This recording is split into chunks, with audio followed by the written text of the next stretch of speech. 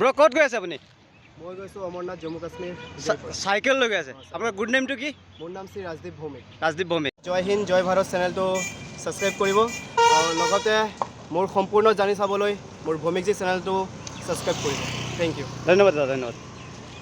জয় হিন্দ জয় Bharat, no' edit no' cut, direct telecast. এই মুহূৰ্তত জয় হিন্দ জয় ভাৰত চেনেলৰ দৰ্শকসকললৈ এটা বিশেষ ভিডিঅ' সম্প্ৰচাৰ কৰিছোঁ। হয়, এয়া হোজাইৰ ৰাজদীপ ভৌমিক।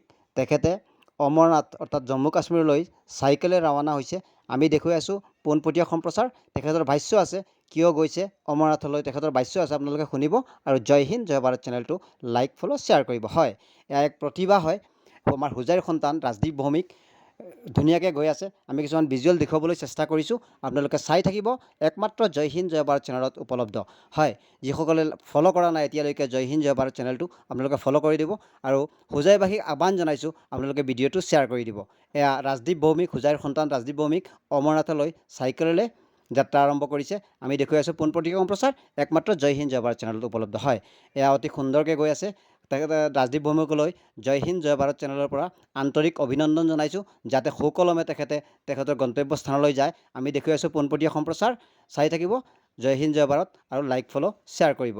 হোজাইৰ সন্তান ৰাজদীপ ভৌমিক গৈ আছে অমৰনাথলৈ, অৰ্থাৎ চাইকেলেৰে গৈ আছে। আপোনালোকে স্কিপ নকৰাকৈ গোটেই ভিডিঅ'টো চাই থাকিব আৰু জয় হিন্দ জয় ভাৰত চেনেলটো লাইক ফ'ল' শ্বেয়াৰ কৰিব। এয়া প্ৰতিভা হয়, আপোনালোকে শ্বেয়াৰ কৰি দিব। নিউজ ডেস্ক ৰিপৰ্ট, জয় হিন্দ জয় ভাৰত। ব্ৰ ক'ত গৈ আছে আপুনি? মই গৈছোঁ অমৰনাথ জম্মু কাশ্মীৰ। চাইকেল লৈ গৈ আছে। আপোনাৰ গুড নেমটো কি? মোৰ নাম শ্ৰী ৰাজদীপ ভৌমিক। ৰাজদীপ ভৌমিক। এইটো প্ৰেৰণা ক'ৰ পৰা পালে ইমান দূৰ আপুনি চাইকেল লৈ যাব? প্ৰেৰণাটো পাইছোঁ, আগতো গৈছিলোঁ মই কেদাৰনাথ। আচ্ছা। চেফটি চেভ ৱাটাৰৰ মৰ্টেল লৈ গৈছিলোঁ আৰু আচ্ছা। এইবাৰ মই লৈ গৈ আছোঁ চে ন' টু ড্ৰাগছ। আচ্ছা। মই যি ড্ৰাগছ খাই পেলাই যুৱ প্ৰজন্ম ধ্বংস হৈ আছে, হয়, তাৰ যাতে সকলোৱে এটা সুস্থ জীৱন, ড্ৰাগছ মুক্ত হৈ সুস্থ জীৱনত আহিব পাৰে, হয়। সেই মটিভ লৈ মই ভাৰত ভ্ৰমণত গৈ আছোঁ। অসম তথা সমগ্ৰ ভাৰতবাসীৰ উঠি অহা যুৱচামক কি ক'ব? যুৱ চামে ড্ৰাগছ এৰি পেলাই আহক, ওলাই আহক, নিজৰ শৰীৰ সুস্থ কৰি ৰাখক আৰু এনেকৈ চাইকেলিং কৰক, সমাজৰ বাবে ভাল ভাল মেছেজ লৈ আহক, ভাল কামত লাগক নিজে নিজে, সেইটোৱে ক'ব বিচাৰোঁ। এতিয়া আপুনি কেইদিনত গৈ পাবগৈ তাত? মোৰ 1-2 মাহ লাগিব। আগতে গৈছে আপুনি? আগত মই কেদাৰনাথ গৈছিলোঁ। কেইবাৰ গৈছে? কেদাৰনাথ এবাৰ গৈছোঁ। কেদাৰনাথ গৈছিলোঁ যিহেতু এপ্ৰিলত 11 তাৰিখে গৈছিলোঁ। হয়। আৰু এতিয়া আকৌ আজি জুলাই 18 তাৰিখ। আপোনাৰ ঘৰ হোজাইত? মোৰ ঘৰ শংকৰদেৱ নগৰ। শংকৰদেৱ নগৰ। আপোনাৰ নামটো আকৌ কৈ দিয়ক। মোৰ নাম শ্ৰী ৰাজদীপ ভৌমিক। আচ্ছা, আকৌ কৈ দিয়ক, ৰাইজক কি ক'ব? আকৌ ৰাইজক কৈছোঁ এইটোৱে যে সকলো আহক আৰু আমাৰ ড্ৰাগছ মুক্ত এটা অসম গঢ়াত সহায় কৰক।